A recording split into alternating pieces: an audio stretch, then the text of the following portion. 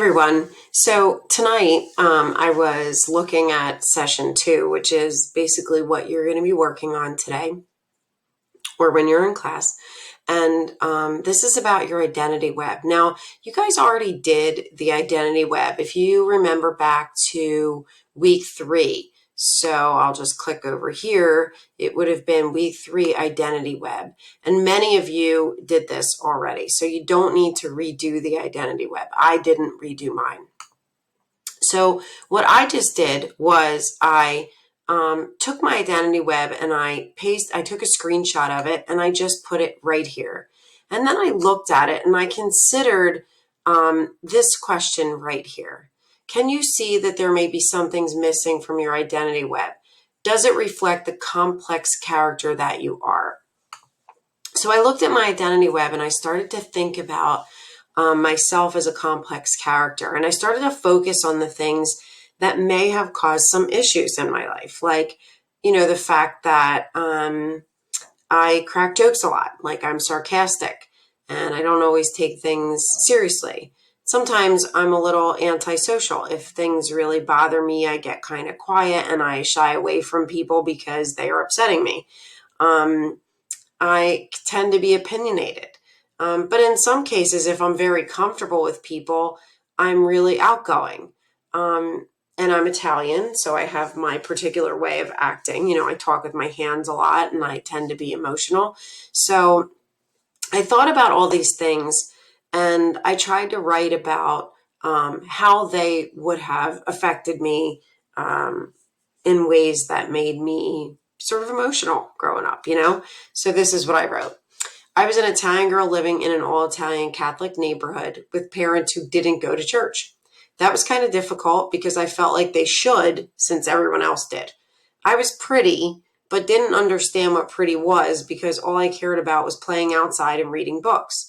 My mother was a hairdresser, so she always made sure I looked nice, but even she couldn't control my hair. It was just one more thing I felt self-conscious about back then.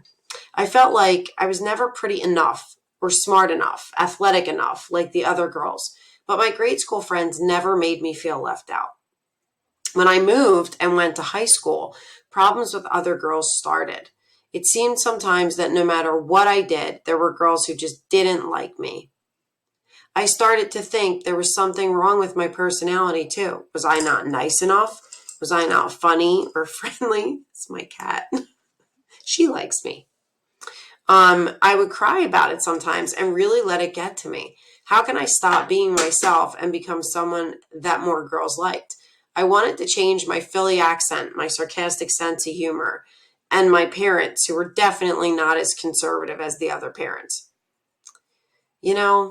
And it was at this point that I wrote, if only I could go back in time and straighten myself out of that thinking.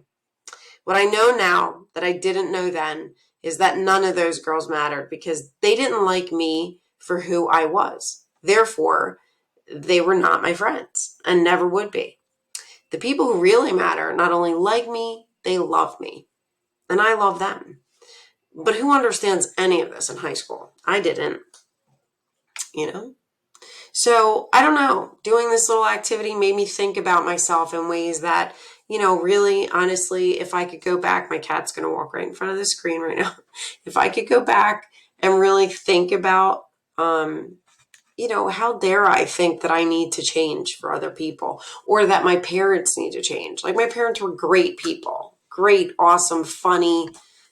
And there were times where I was kind of embarrassed because they weren't like other people's parents.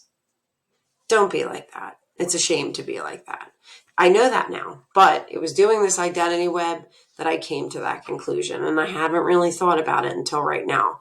So don't think this is a stupid assignment. Take it kind of seriously because it's all about you. And what better subject could there possibly be than you? Okay? All right. I'll talk to you soon.